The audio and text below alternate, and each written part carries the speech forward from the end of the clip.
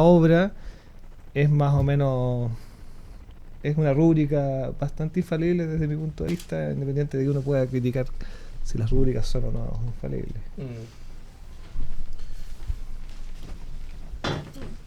Creo que la noción, la palabra patrimonio, que viene de padre, de herencia, ¿no es verdad? Es una palabra antigua, o sea, esa palabra siempre existió. Lo que es nuevo, y siempre existió algún tipo de respeto por ciertas cosas del pasado. Existe un respeto por los mayores, existe respeto por los legados también. Y siempre existieron tabúes respecto a, en las sociedades antiguas, digamos, había tabúes respecto a lugares que no se tocaban, que eran lugares intocables porque tenían un cierto estatuto sagrado, paisajes a veces, o árboles, o cosas de ese tipo también. Creo que la noción, a mí me parece interesante sacarla de un problema puramente edilicio y de una discusión estilística, que es una de las maneras en que se enfrasca esto. Y es de las ópticas que me parece más reductivas, por ejemplo, desde el punto de vista del manejo de patrimonio en Valparaíso. Tú puedes construir cualquier cosa, pero si le haces unas ventanas de guillotina y pones unas fachadas corrugadas metálicas, es posible que lo aprueben, porque estaría como en el carácter del barrio.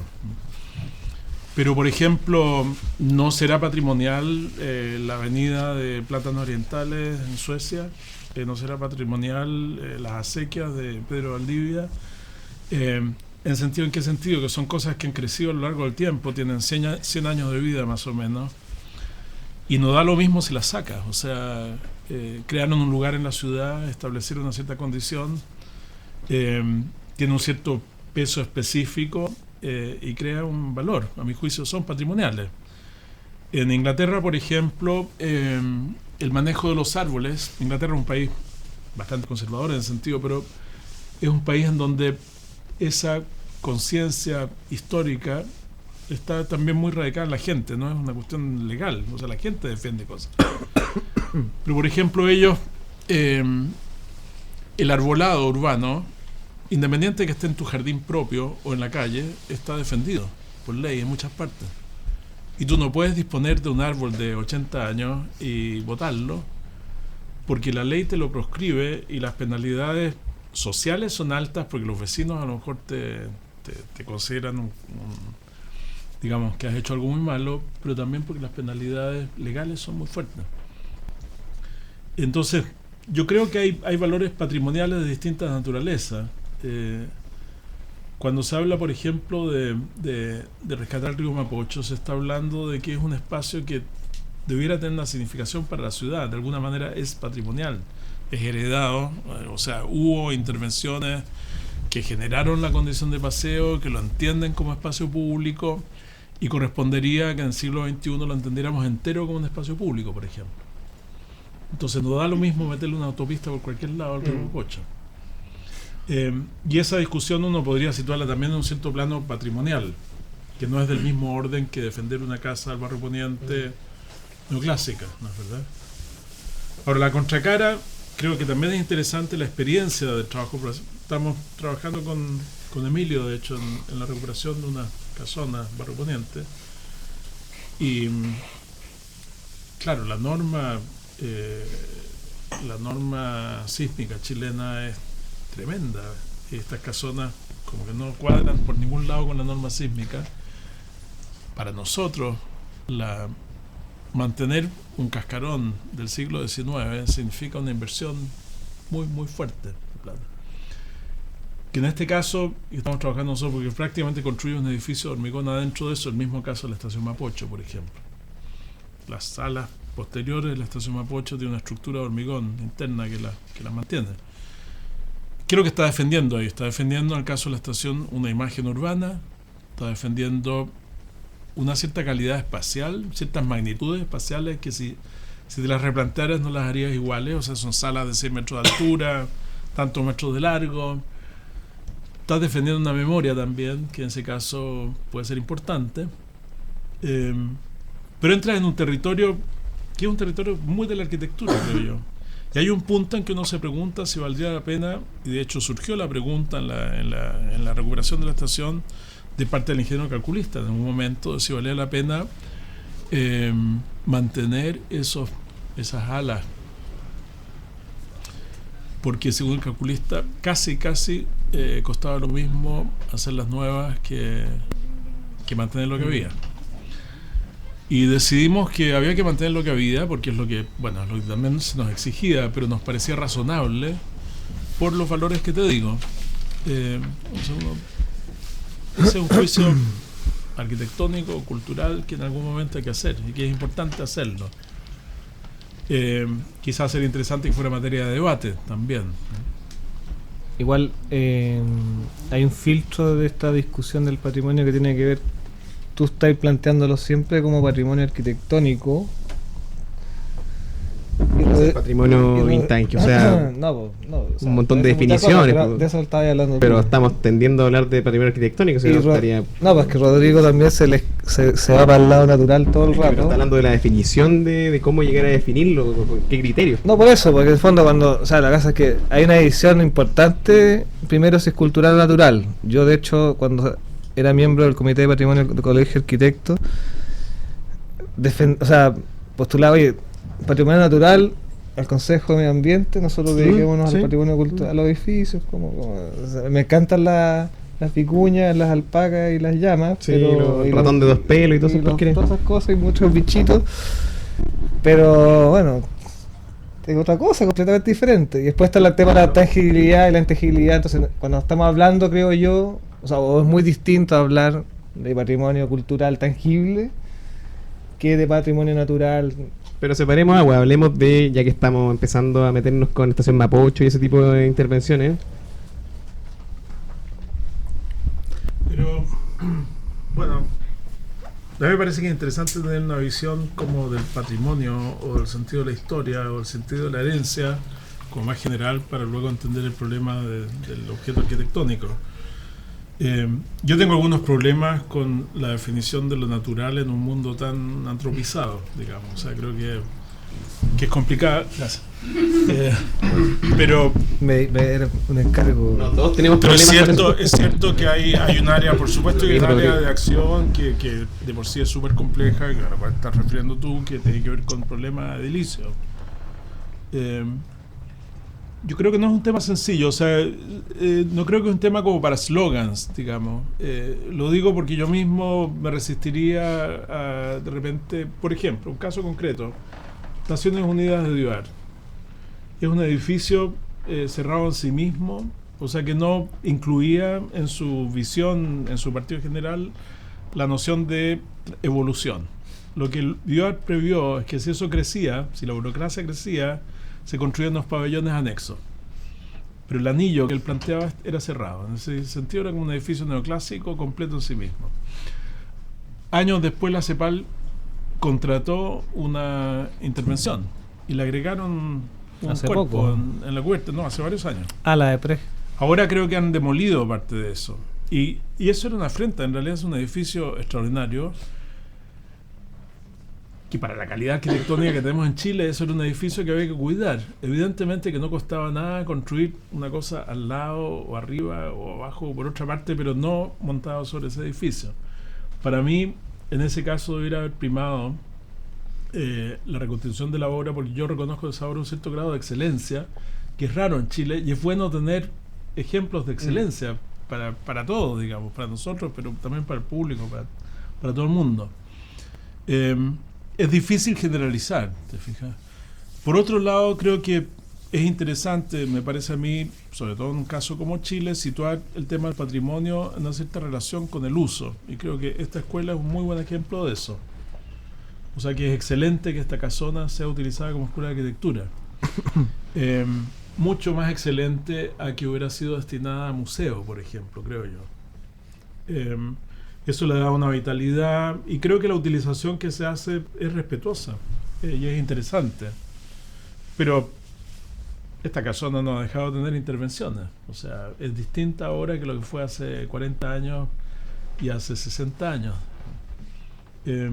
Cuando se hablaba del barrio Golf, por ejemplo, también es raro que una ciudad relativamente pobre como Santiago insista en echar abajo las mejores casas, las más caras, las más espectaculares, para reciclarse en los barrios donde las inversiones han sido más altas. O sea, es como que que a la próxima estuviéramos botando todas las casas Milan Radic para construir algo distinto, muchas veces inferior, sin haberle dejado la chance a esas casas que hubieran permanecido en el tiempo, que son casas muy buenas, además casas sumamente caras, algunas de ellas, muy especiales, muy sofisticadas en sus materiales, etcétera. Las lógicas de renovación de la ciudad hubieran indicado, si hubiéramos sido más lógicos, si las cosas no operaran de una manera tan como comercial, quizás las áreas de renovación deberían haber sido otras. Y quizás de estos barrios se pudieran haber reciclado muchas de las obras que había, porque daban para durar 50, 100 años más sin problema.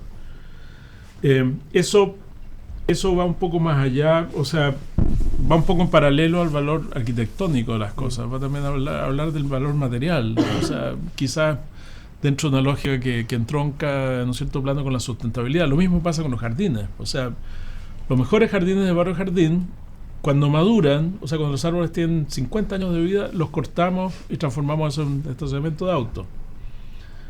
Es como brutal, porque podría haber sido al revés. Podría haber sido que esos árboles se hubieran mantenido y que hubiéramos puesto los estacionamientos en otra parte.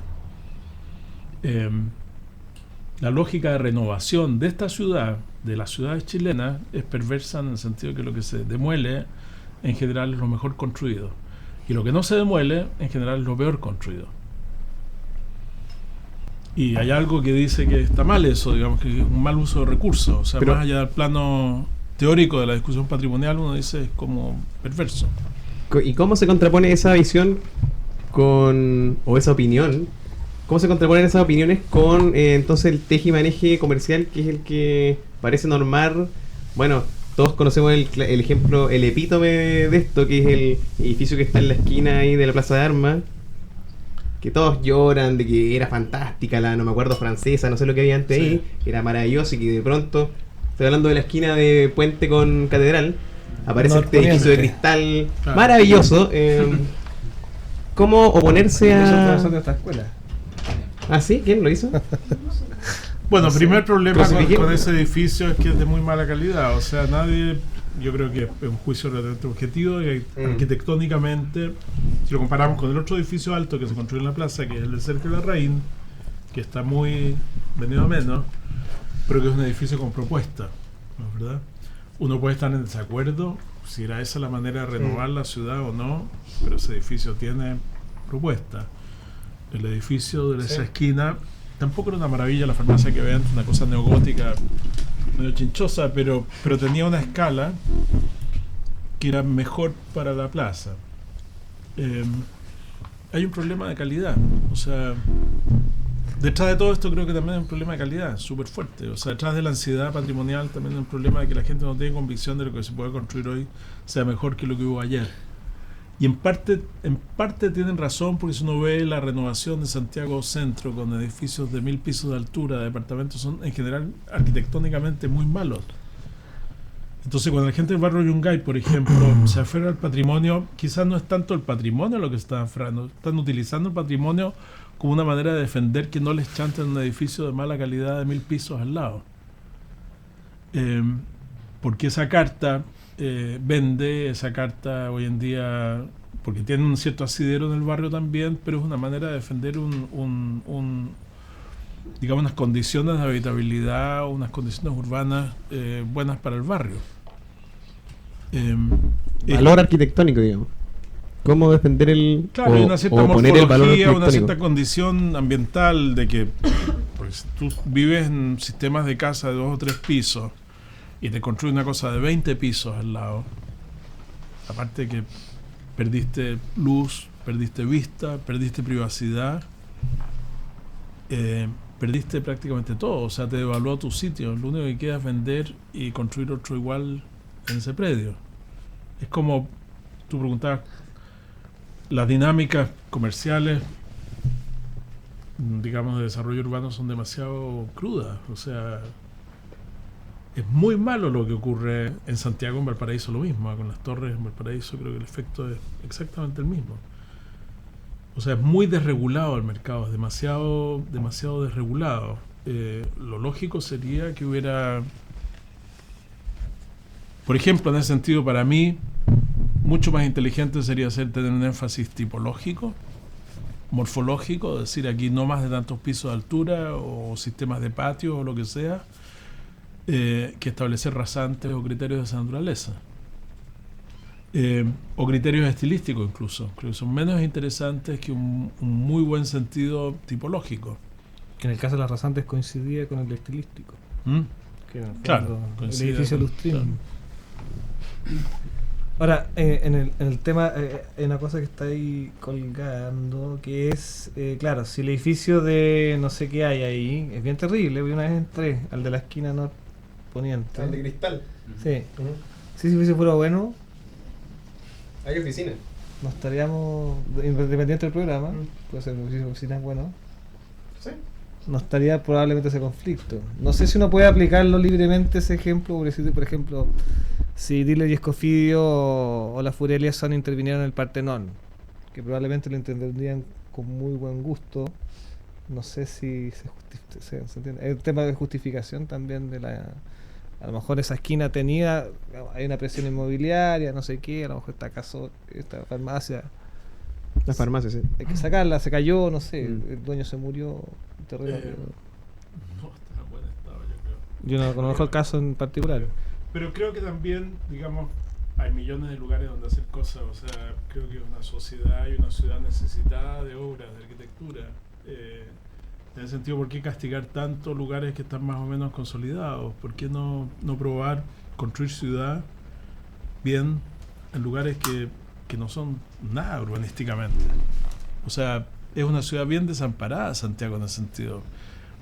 En ese sentido uno diría, tratemos con cuidado el centro, tratemos con cuidado el centro poniente, tratemos con cuidado los barrios consolidados y tratemos de construir ciudad en lugares que realmente necesitan intervención arquitectónica, o sea, necesitan veredas, necesitan... Que son la mayoría. Que son la mayoría de la ciudad, claro. Que es una gran oportunidad para los futuros arquitectos. Comercial. Claro, tirando la pelota para adelante en ese sentido.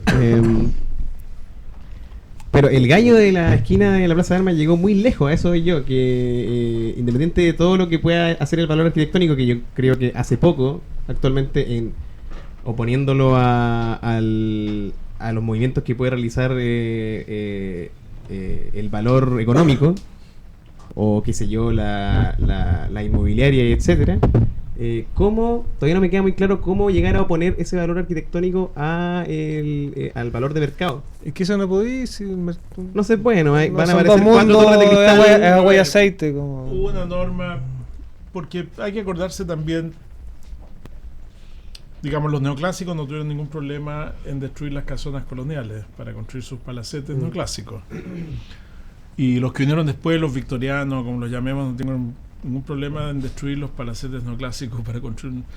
Pero también es cierto que se destruyeron seguramente muchas casas que eran en su momento de mucha calidad, eran palacios. De hecho, los que se llamaban los palacios de Santiago del siglo XIX fueron casi todos destruidos. O sea, las casas de la gente más rica de Chile duraron poco tiempo. Y eso, Pero o sea, ellos duraron mucho tiempo. ellos duraron Hasta el mucho día de hoy. Y duran.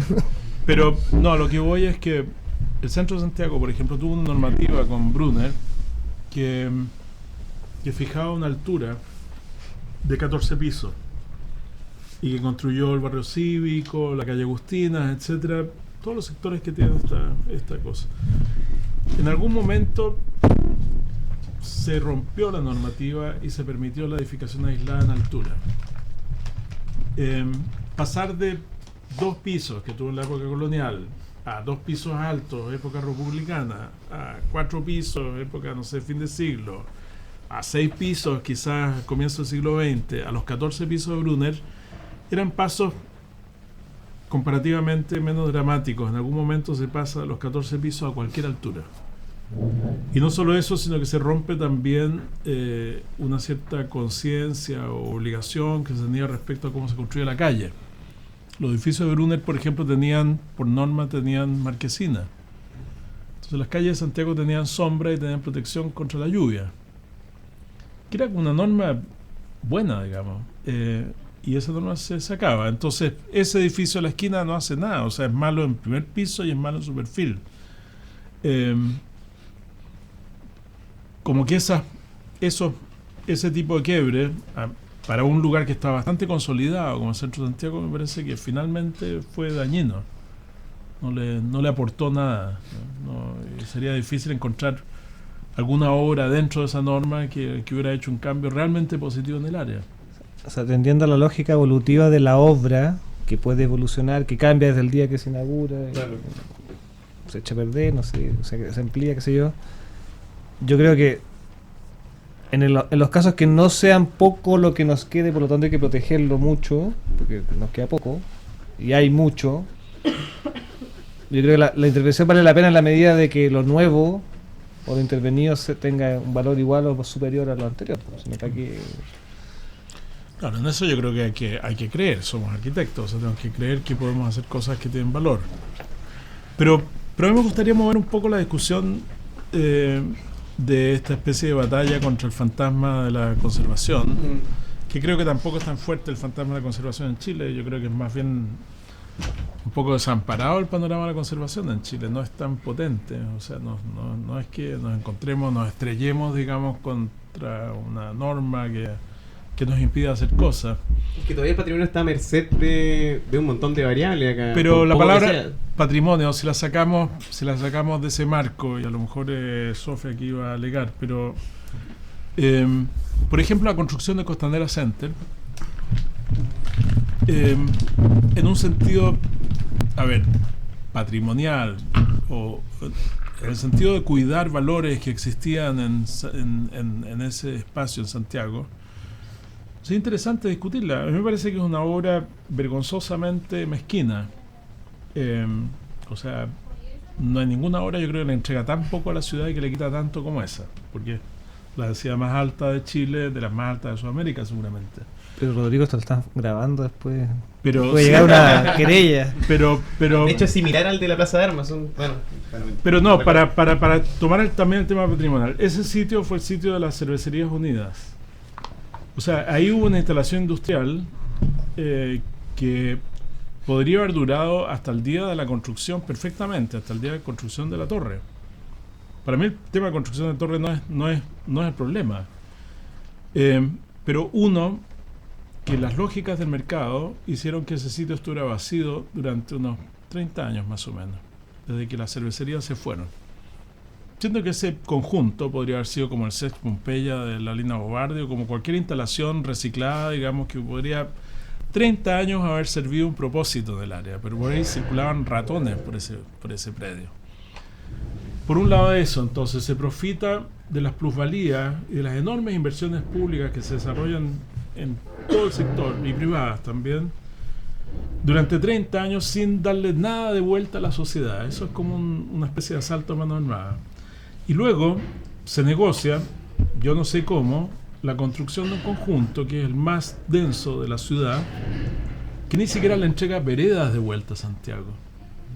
O sea, más allá de que tenga méritos o no méritos la torre o los shoppings, en términos de creación de espacio público o de devolución de valores a la sociedad, ese conjunto es lo más mezquino que se ha construido. ¿Y por qué lo asocio esto al valor patrimonial? Porque por un lado, porque estamos hablando en relación con una industria que existió y que podría haber sido, quizás si no patrimonial, porque arquitectónicamente no creo que fue una cosa tan espectacular, pero podría haber servido un propósito súper interesante durante mucho tiempo. Y segundo, porque la creación de una costanera, que sí creo que es un valor patrimonial, merece que si tú construyes una obra de esa envergadura, de esa importancia, como que la construyas con más respeto por la construcción del borde del río, y ese más respeto, por ejemplo, dentro de la óptica de la Cormu, esta especie de agencia estatal de desarrollo urbano, hubiera sido que cuando tú construyes torres, despejas espacio de suelo. O sea, la Cormu lo que hubiera hecho es construir la torre sin el shopping. Por lo tanto, tendríamos una plaza, un parque con una torre. Y lo que tenemos, en cambio, es el shopping más la torre. O sea, no tenemos ninguna restitución. Y uno podría decir que se nos ha robado, como sociedad, un valor potencial del sitio. O sea, permitimos un negocio inmobiliario espectacular y no ganamos nada a cambio. En un sentido más amplio, si usted entiende el patrimonio como yo entiendo que es otra cosa y nos lleva a otro plano de discusión, digamos, pero la construcción de un eje urbano en torno al río es también un valor patrimonial, es un valor de muchas generaciones de santiaguinos que han estado construyendo esto, que encontraron que había un cierto sentido y que tuvieron un cierto ojo, por ejemplo, en construir una costanera y en plantar plátanos orientales, poner un parque en el borde, etcétera. Cuando nos toca actuar en esas condiciones, creo que hay valores en juego y que esos valores no se pueden ignorar. Y eso creo que es súper importante que esté presente. Eso es como un campo de batalla, digamos. Que es quizás más violento y más urgente que el otro, que finalmente se reduce a unos pocos casos en donde el valor histórico impide construir algo.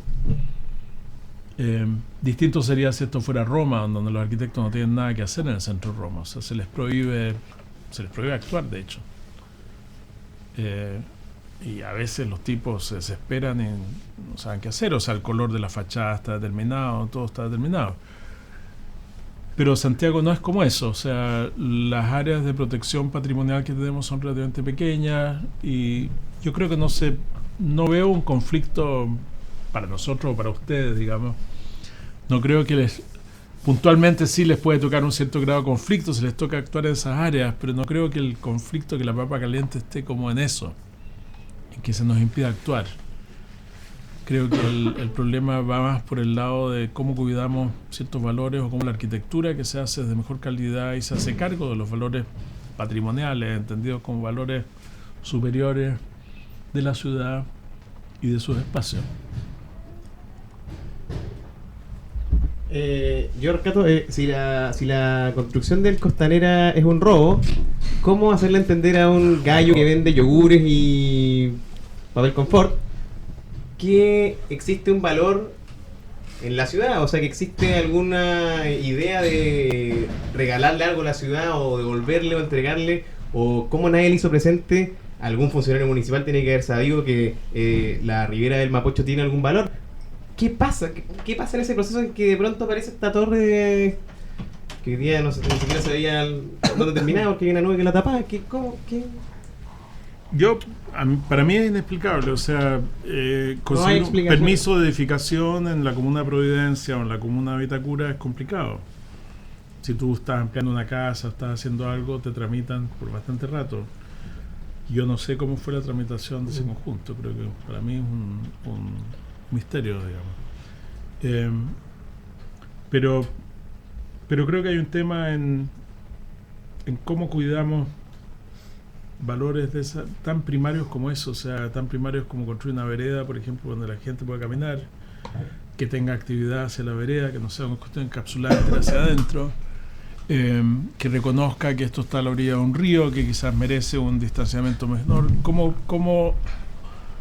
¿Cómo hacer prevalecer también ese valor que tenía una cuestión sana en el principio de la Cormu, de que la densidad en altura significaba liberar suelo? Eso me parece a mí que es una apuesta interesante, digamos. Construyes torre, perfecto, pero tú liberas tantas hectáreas de terreno en el suelo. ¿Para quién? Para el público. O sea, si hubiera sido así, Santiago sería una ciudad con más jardines, con más espacio de estar, y las torres, la gente que viviría en las torres sería un poco más feliz, yo creo. A lo mejor no es el ideal como modelo tipológico, lo que se quiera, pero es muy superior a lo que tenemos. El problema es que hoy estamos construyendo torres y estamos restituyendo cero. O sea, las torres que se construyen en la comuna de Santiago o hoy en día en Recoleta, también en Independencia o muchas otras comunas, dejan unas veredas de 1,50 m y sobrecargan el espacio con autos, con densidades y con cosas que son tremendas. Es malo para todos, al final. O sea, en ese sentido yo tengo un panorama bien pesimista. Yo creo que hay una diferencia entre ver este caso de la Costanera Center como un robo o como una mezquindad, y me inclino por la mezquindad en ese sentido, porque en el fondo yo vi en algún estado de deterioro la fábrica de cervezas, pero cuando estudiaba acá pasaba por ahí, no sé, estaba ahí un muro. O sea, no creo que en ese caso en particular haya habido un valor que haya entregado la fábrica y que se haya perdido, No, yo sino lo me que refiero es hay una oportunidad de agregarle valor. Nos dimos el lujo de tener un sitio de Oriazo por 30 años, más o menos. En pleno casco central de Santiago. Y que hubiera sido mucho más interesante que ese sitio, en vez de haber sido Eriazo, mientras esperaba esta inversión, esta mega inversión, hubiera tenido alguna utilización pública. Pero ahí no sé si hay un dilema patrimonial.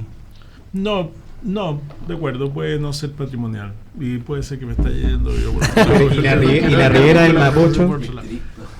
Que ahí está Del- lo del mismo, mapa. o sea, ha sido la misma siempre, era peor la Riviera en No, ese pero lugar alguna en particular, responsabilidad porque hay tenéis un de- muro a 3 metros de la calle. Hoy Alguna día hay una vereda responsabilidad fea, tenías. pero de 8, por lo menos. O sea, Me parece que eso le alcanzó pero, Chano, a... ese sitio estuvo una fábrica. Es que yo me proyecto, digamos, yo digo lo que podríamos haber hecho con eso.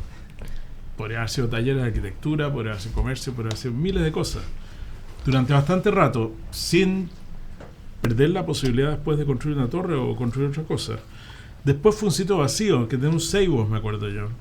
Y de nuevo uno piensa tener un sitio Oriazo, o sea, ¿cómo puede ser? ¿Qué tipo de legislación tenemos que permite que alguien pueda tener un sitio Oriazo de ese tamaño en plena ciudad, mientras se realizan inversiones públicas enormes en todo su contexto, matando obviamente el perímetro, porque nadie quiere transitar por ahí? El sitio Oriazo es un foco de ratones y de problemas, sin dar nada de cambio. Es como muy malo eso, es muy primario. O sea, no podemos manejar la ciudad de esa manera. Eso pasa igual ahora al lado del puente Los Aldes. Pues. Ahí también hay ¿El puente Los Aldes? un sitio pelado al lado de la Pérez Sujovic. Claro. Bueno, en general los sitios de Oriazo, eso. Por eso que otras legislaciones urbanas castigan al sitio de Oriazo con impuestos gigantescos.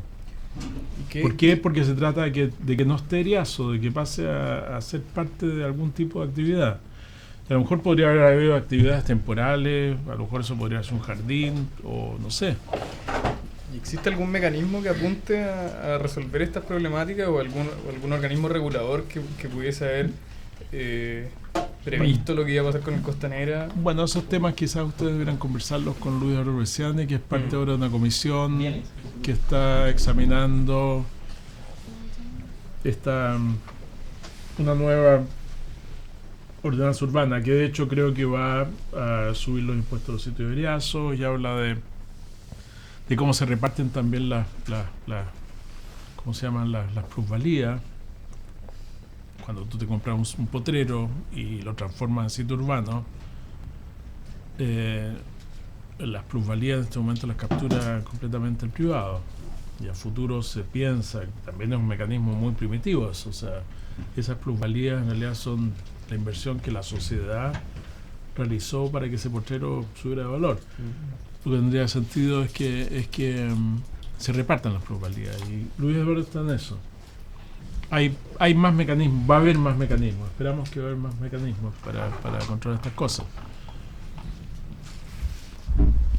Bien, con esta suerte de esperanza en medio de la congoja por haber sido robados, por no usar palabras de más grueso calibre, nos vamos a nuestro primer corte, en el que nuestro estimado Alejandro va a pedir la canción. Su canción. ¿Cuál es su canción? La chica de humo. La De chica Emanuel. del humo del mexicano Emanuel. Hasta prohibida. Entonces la chica del humo, vamos y volvemos.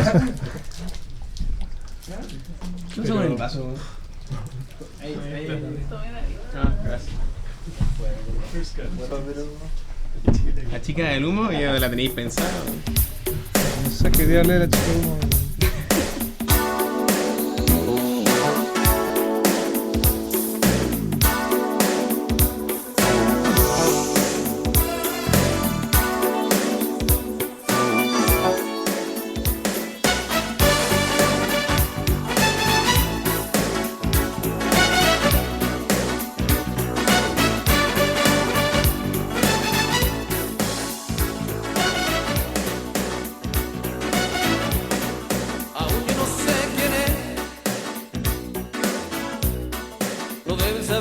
pies. La siguen como las ratas a la flauta de Hamlet para perderla después. No quiero hablar de este tema, pero es mi mayor problema. Ella está siempre en portada, a toda plana, cada mañana, en el diario de mis penas.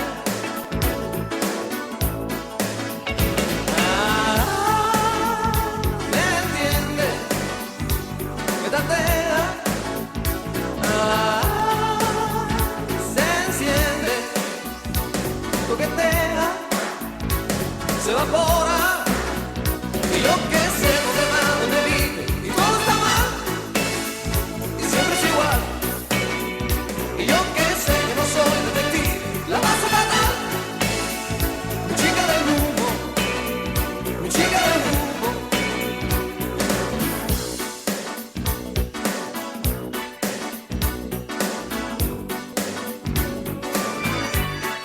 No escucha cuando hablo yo,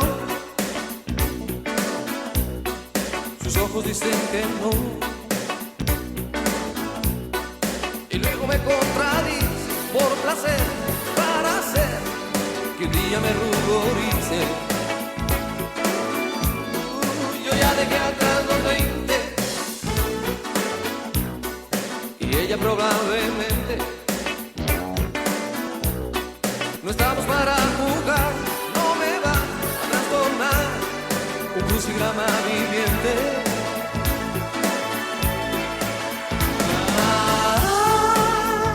Me entiende, me tantea,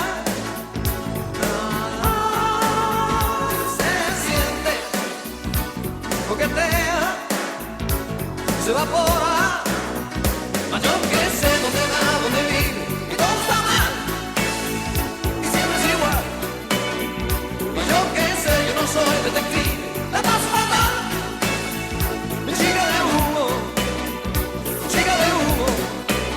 Uy, aunque sé dónde va, dónde vive, y todo está mal, y siempre es igual, y yo que sé, yo no soy detective, la paso fatal, mi chica de humo, chica de humo. ¿Quién te crees que eres tú? Siempre igual. Siempre está todo mal. ¿Y quién te crees que eres tú? Siempre igual. Siempre está todo mal. ¿Y quién te crees que eres tú? Siempre igual. Y siempre está todo mal.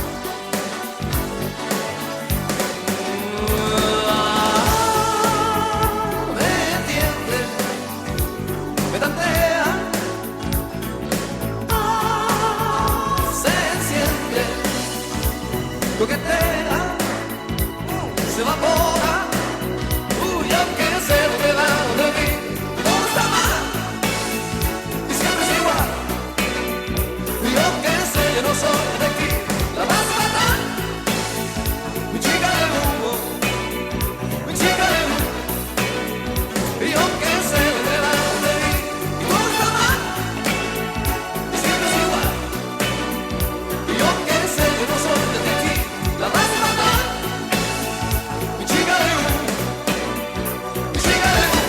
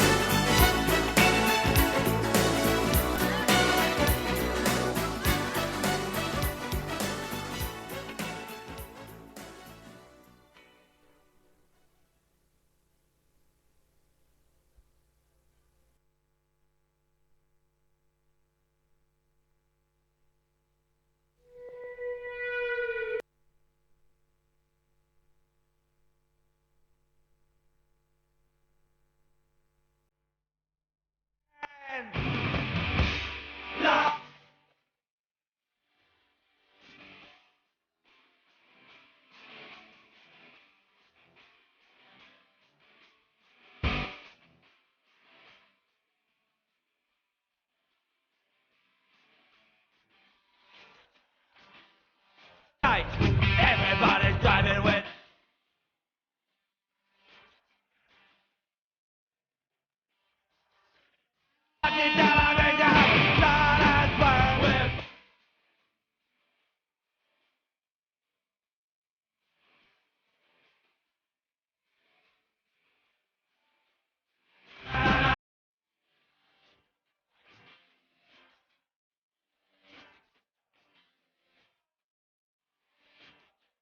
The night.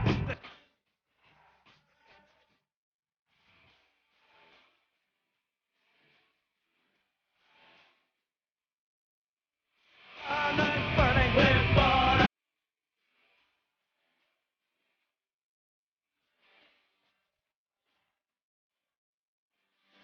So this block.